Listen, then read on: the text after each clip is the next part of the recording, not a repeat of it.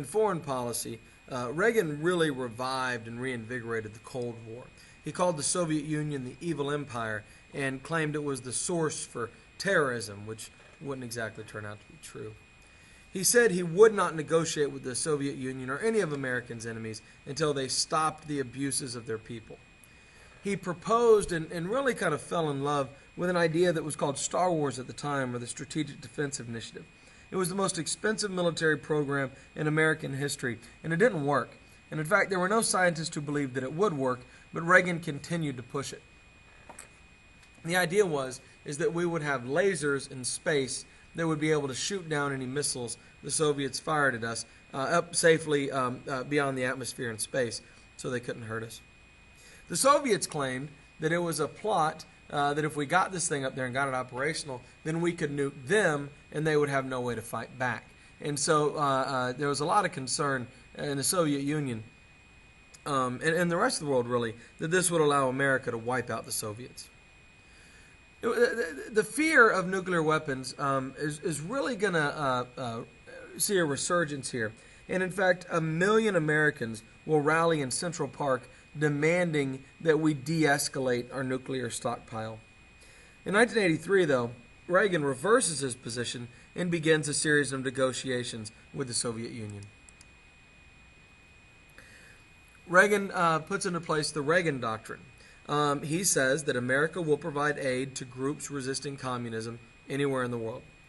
In October of 1983, when Marxists seize control of the country of Grenada, Reagan is going to send in American forces. It's only going to take a day or so, a few days maybe, to remove these forces. Grenada is a tiny island, but we do get actively involved there.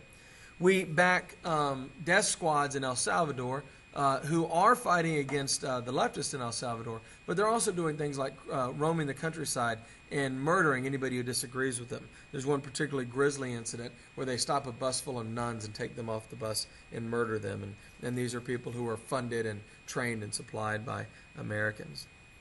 Most significantly, though, is the Civil War in Nicaragua. Reagan becomes convinced that Nicaragua is going to be the Soviet Union's Vietnam. He believes that he can draw the Soviet Union into Nicaragua, and by backing the right-wing Contras against the left-wing Sandinistas in Nicaragua, Reagan can bring down the Soviet Union. Congress tells him, no, we don't want to get involved in Nicaragua, and Reagan keeps pushing this, and so they pass something called the Boland Amendment, which specifically forbids any military aid to the Contras in Nicaragua, and that's about to be very important. In June of 1982, when Israel invades Lebanon to try to push out the Palestinian Liberation Organization, which is headquartered in Lebanon, the Marines move in to try to pacify the situation. And we leave a large force of Marines in a base in Beirut, Lebanon. And in 1983, it says 82 there, but it's really 83, a suicide bomber pulls up a truck to the gates of the Marine base and blows up a massive bomb at our Marine base there, killing 241 American Marines. Reagan responds by leaving. He pulls our Marines out of Lebanon, and critics, of course, accuse him of running away from this terrorist attack. Lebanon really marks a turning point, maybe the hostage crisis, but Lebanon, because it was so violent, we could call a turning point as we begin to move into a period of terrorism. And what's going on here is small, relatively powerless groups finding no other possible way to fight back against huge forces like the United States and the Soviet Union are turning to things like suicide bombers. And over the coming decades, we're going to see airplanes, cruise ships, American embassies all over the world, over and over again, become the targets of these terrorists. And of course, hostage-taking will become more and more common. One of our CIA station chiefs, that guy up there in the top left, will be seized, tortured, and killed in one of these schemes. In 1986, Reagan declares that Muammar Gaddafi, the leader of Libya at the time, is backing some of these terrorist organizations, and he bombs Libya briefly. But he does little else to combat terrorism beyond that. And in fact, his administration is going to be permanently scarred by his attempts to deal with terrorists here in a minute. In 1984, the Republican Party is firmly united behind Reagan, who's very popular among Republicans. He's again, he struggles to stay much above 50% approval rating because Democrats tend to hate him. But he's very popular with his own party. The Democrats have a complicated kind of roller coaster ride of a primary. It looks like young Colorado Senator Gary Hart is on his way to seizing the nomination, and he has quite a bit of support behind him until pictures come out of him canoodling with his secretary. He's down there on the bottom left on the pier.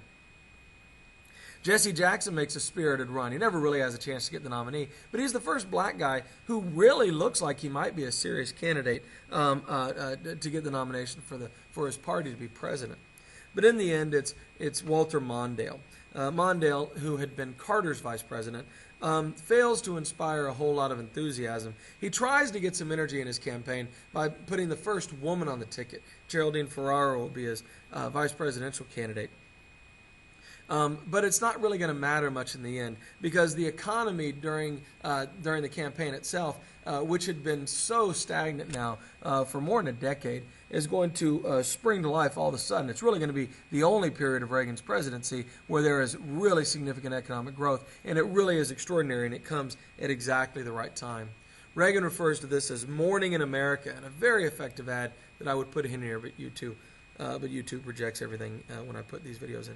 And Reagan just crushes Mondale. As you can see, the only state Mondale wins is his home state of Minnesota. The Democrats do make gains in the Senate, and they keep control of the House. And the conservatives believe this is the next chapter in the great Cold War struggle between the United States and the Soviet Union, that Reagan's re-election marks a reinvigoration of that great global struggle. But in reality, it's the last election of the Cold War.